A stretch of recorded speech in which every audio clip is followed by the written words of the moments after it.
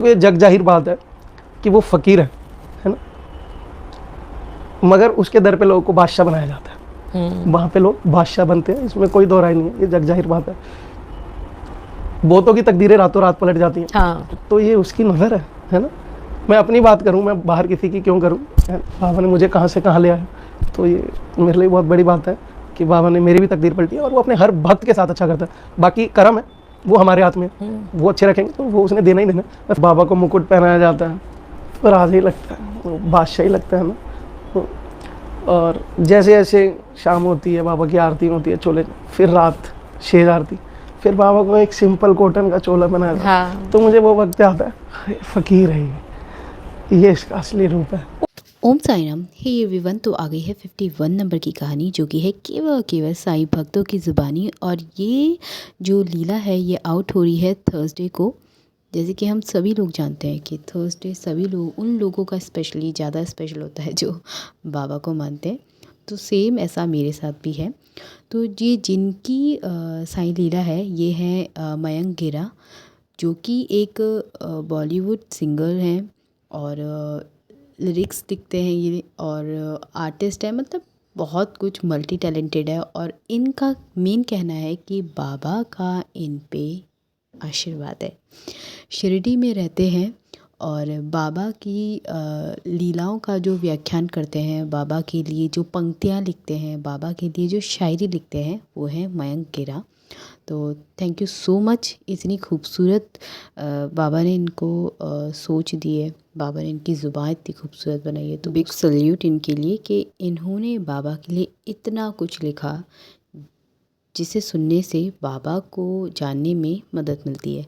तो बहुत खूबसूरत इनका पेज है इंस्टाग्राम पे, मयंक गिरा करके, आप उसको फॉलो कर सकते हैं। बाकी तो बाबा के जो दीवाने हैं वो बाबा की ही ज़ुबान ऐसा लगता है कि बोलते हैं। तो आइए सुनते हैं साईं लीला 51। और लीला सुनने से पहले एक बात हमेशा ध्यान रखें कि सबसे ऊपर कर्म और इंसानियत है, उसके बाद वो जिनको आप मानते हैं। जैसे मेरे लिए मेरे साईं, आपके लिए कौन है, कमेंट करके ज़रूर बताएं। और बैक टू बैक अभी इसी लीला की सीरीज़ होंगी। छोटी उम्र में मेरी हसरत पूरी हो गई है, क्योंकि लोगों की एक ख्वाहिश होती है कि सारी जिम्मेदारियां अपनी निपटा लें तब हम ऐसी जगह पे जाएंगे। बट ये मेरा बाबा से प्यार है और उसका मेरे लिए प्यार है कि उसने मुझे इतनी जल्दी 100%। यहाँ पर बुला लिया। बाकी जब ये जर्नी है, मैं नहीं जानता वो कब तक मुझे यहाँ रखेगा, मगर इस चीज़ का शुक्रगुजार हूँ, इस वक्त का शुक्रगुजार हूँ जो मेरा उसके साथ बीत रहा है। आगे क्या होगा नहीं जानता, क्योंकि ज़िंदगी में बहुत आगे जाना है, वो कहाँ लेके जाएगा जर्नी में नहीं मालूम। लेकिन अभी जो वक्त गुजर रहा है उसके साथ, रोज़ सुबह शाम रात, शायद सबको नहीं मिलती है, ये मेरी खुशनसीबी शुक्रगुजार है। बस एक चीज़ है कि ऑलवेज सेटिस्फाई, जो है जितना है उसमें सेटिस्फाई, कि ये टाइम गुजार रहा हूँ। जब नहीं आ पाता था तो साल साल भर नहीं आता था, साल के लास्ट में आता था, तो तब एक तड़प होती थी ना कि पूरा साल गुजर गया। बाबा वो 5-10 दिन के लिए जब जाते थे, तो वो 10 दिन जैसे एक दिन गुजरा, 2 दिन गुजरा, तो वो 2 दिन गुजर गए, टेंशन ये होती थी कि बस अब 8 दिन रह गए फिर घर चले जाएंगे। तो अब ऐसी कोई टेंशन नहीं है, अब वो स्ट्रेस नहीं है कि अब रोज़ बाबा से मिलना, रोज़ बातें करनी है। तो उसका बहुत शुक्रगुजार हूँ कि उसने मुझे अपने पास शिरडी में रखा हो। 2008 में जब मुझे पता चला कि कोई साईं बाबा है, उससे पहले मुझे नहीं मालूम था। तो हमारे घर के करीब ही एक मंदिर है, सनातन धर्म मंदिर, तो वहाँ बाबा का स्वरूप है। तो हम जाते थे रेगुलर, मैं मेरे चाचा का बेटा, तो रोज़ मत्था टेक के आते थे मंदिर में। तो एक दिन हमें पंडित जी ने बोला कि आप है ना रोज़ बाबा को स्नान कराया करो आके। हमने कहा ठीक है पंडित जी। तो वो दिन से लेके रेगुलर 5 to 6 ईयर्स हमने रोज़ बाबा का स्नान कराया सुबह, रोज़, है ना। और रोज़ रात को आरती करते थे, क्योंकि हमारा उस टाइम इंस्टीट्यूट कॉलेज होते थे, तो सुबह जल्दी आके स्नान करके हम चले आते थे। और फिर रात को जब शाम को आते थे तो रोज़ रात को फिर हमारा पूरा फ्रेंड सर्कल फिर धीरे धीरे करके और भी बाबा के डिवोटीज जुड़ने लग गए। तो ये 2008 से सिलसिला शुरू हुआ और ये अब जन्मों जन्मों का, बाद में पता चलता है कि हमारा बाबा से कोई नाता है। सिलसिला शुरू हुआ और ये अब जन्मों जन्मों का, बाद में पता चलता है कि हमारा बाबा से कोई नाता है। ऐसे ही कोई बाबा से नहीं जुड़ता, ये पुराने जन्मों के नाते हैं। तो वो वक्त एक होता है कि वो जब ये हमें अपने साथ जोड़ लेता है और धीरे धीरे धीरे धीरे धीरे करके ये रियलाइज़ होता है कि हम उसके और वो हमारा है। ये फिर हम कहते हैं ना कि हमारा कोई ना कोई नाता है बाबा से पुराना। तो वो हमारी लाइफ का कुछ वक्त गुजर जाता है, उसके बाद पता चलता है। और आज जब मैं समाधि मंदिर जाता हूँ तो देखता हूँ न्यू बॉर्न बेबी, छोटे छोटे बच्चे है ना, कैसे बाबा की समाधि पे मत्था तो मुझे कहीं ना कहीं फील होता है। मतलब तब ये होता है कि हम जब छोटे थे तो हम तब क्यों नहीं है। नाजुक सवाल है मेरे लिए, क्योंकि मैंने अपनी माँ को खोया है। तो मतलब मैं ऐसा था कि मैं मम्मी के बिना रहता ही नहीं था। तो 2008 में जब से पता चला कि बाबा ऐसे हम मंदिर जाते थे रोज, तो मेरी मम्मा है ना बाबा के है ना वस्त्र बनाते थे। मतलब मेरी मम्मा मेरे चाची सारे मिलके है ना तो बाबा को नया चोला चढ़ाते थे जब भी। तो वो खुद अपने हाथों से सिपियाँ लगाती थी चोलों के ऊपर बाबा के ऐसे। तो वो मम्मी का भी बहुत प्यार बाबा से था। तो फिर अब तो मम्मी बाबा के पास ही हैं, उनके चरणों में ही है ना। तो फिर 2011 में मेरे मॉम एक्सपायर हुए। तो फिर मुझे तो पाला ही बाबा ने। तो मेरे लिए माँ उस मतलब हम जब भी मतलब परेशान होते हैं, मेरे साथ तो ये है सही और मेरी आखिरी सांस तक रहेगा कि हम जब भी कितनी मुश्किल में होते हैं तो हम किसको ढूंढते हैं? माँ को। माँ को। मेरे पास है नहीं तो मेरे पास तो बाबा है, तो मेरी माँ है। तो लोग मामा कहते हैं, मैं कहता हूँ बाबा ऐसा हो गया, सही बात है।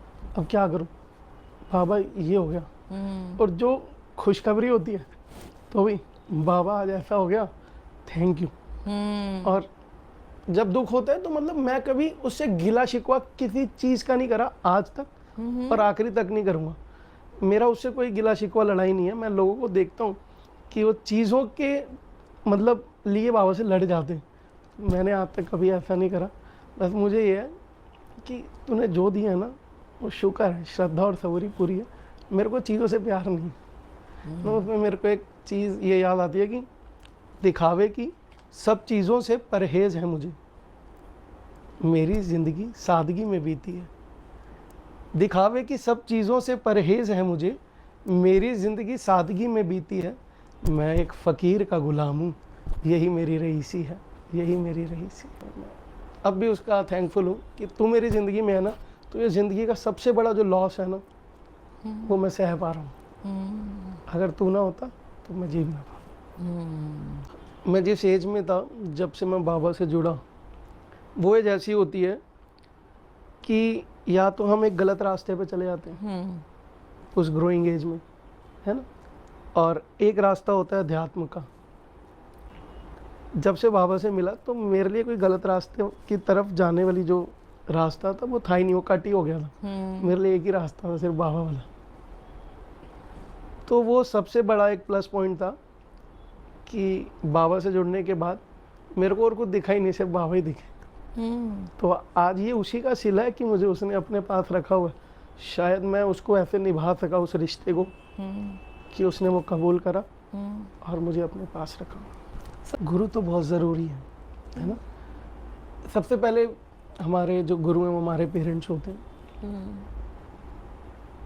जो हमें बताते हैं भगवान कोई है। सही बात है ना। फिर एक गुरु वो होते हैं जो हमें परमात्मा से मिलवाते हैं, जो वो रास्ता हमें उस रास्ते पे लेके जाते हैं। और हमारी खुशकिस्मती जो हम बाबा को मानते हैं ये है कि हमारे गुरु भी वही हैं और हमारे परमात्मा भी वही हैं। मेरी तो बहुत खुशकिस्मती है कि मैं बाबा ने मुझे अपना बना रखा है, गले से लगा रखा है ना। तो हमें कभी भटकने नहीं देता। जैसे लोग कहते हैं कि किसी एक के हो जाऊँ, है ना, किसी एक का दर आप कह लो कि ये मैं इसी का हूँ और मैं इसी के पास जाऊँगा। हम पंजाबी में बोलते हैं कि किसी एक दा पल्ला फड़ ले, है ना। तो एक होता है कि हमने उसका हाथ पकड़ रखा है, एक होता है उसने हमारा हाथ पकड़ रखा है। तो मैं उन चंद खुश नसीबों में से हूँ कि मेरा हाथ उसने पकड़ रखा है। तो मैं कहीं चाह के भी इधर उधर नहीं जा सकता, है ना। कभी मेरे साथ कुछ गलत होता है तो उसे पता है कि इसको मैंने ही संभालना है। तो वो मेरा गुरु है तो उसको मेरी हर एक छोटी छोटी चीज़ का पता है। तो गुरु की इतनी अहमियत है ज़िंदगी में कि गुरु के बिना ज़िंदगी अधूरी है। तो मैंने जैसे ज़िक्र किया था, पेरेंट्स आपके गुरु होते हैं ना। मेरे फादर हैं, फादर साहब हैं, मतलब उनसे बहुत कुछ सीखा ज़िंदगी में, उनके स्ट्रगल है ना, उनको देख देख के वो मोटिवेशन मिला लाइफ का कि नहीं, ये दिन बदलने हैं। और वो दिन बदलने में जो हेल्प करता है वो मेरा साईं है, मेरा गुरु। तो मैंने एक चीज़ हमेशा मतलब मिस करी, माँ जो है, तो मैंने उस पर कुछ लिखा था बाबा और माँ को रिलेट करके। तो मैं वो पढ़ना चाहूँगा कि मुझे सही गलत का फ़र्क समझाता है, हर गलत रास्ते से मुझे बचाता है। मुझे सही गलत का फ़र्क समझाता है, हर गलत रास्ते से मुझे बचाता है, हर पल मेरी हिफाजत करता है, हर बुरी नज़र से बचाता है, मुझे बेटे की तरह रखता है, साईं माँ का फ़र्ज़ निभाता है। आप सबको ये लीला कैसी लगी कमेंट करके ज़रूर बताएं, अपना फीडबैक ज़रूर दें, क्योंकि आपकी फ़ीडबैक देने से बस एक चीज़ होती है, एक मुझे थोड़ा सा मोटिवेशन मिलता है, तो थोड़ा सा रिसर्च और बढ़ जाता है। और जो लीलाएं मैं सोचती हूँ 3-4 दिन में अपलोड करूँगी, वो मैं सोचती हूँ बैक टू बैक अपलोड करूँ। तो इस फीडबैक का ये थोड़ा सपोर्ट मिल जाता है मुझे और वीडियोस डालने के लिए। और वीडियो नहीं बोलेंगे इसे, क्योंकि ये जो चैनल है आप सभी को पता है वो ऑडियो एंड लिसनिंग मोड पर है। तो आपको कैसी लगी कमेंट करके ज़रूर बताएं, अपना फीडबैक ज़रूर दें। और इसी की सीरीज़ अभी कंटिन्यू रहेंगी, क्योंकि ये थोड़ा सा जो सीरीज़ थी, जो साईं लीला थी, ये थोड़ा सा मतलब लेंदी फॉर्म में था। तो इसके बाद की सीरीज़ 52 नंबर की कहानी से आउट होगी। तो मिलते हैं नेक्स्ट वीडियो में नई किसी टॉपिक के साथ। तब तक के लिए ओम साईं राम, जय साईं राम, जय जय साईं राम।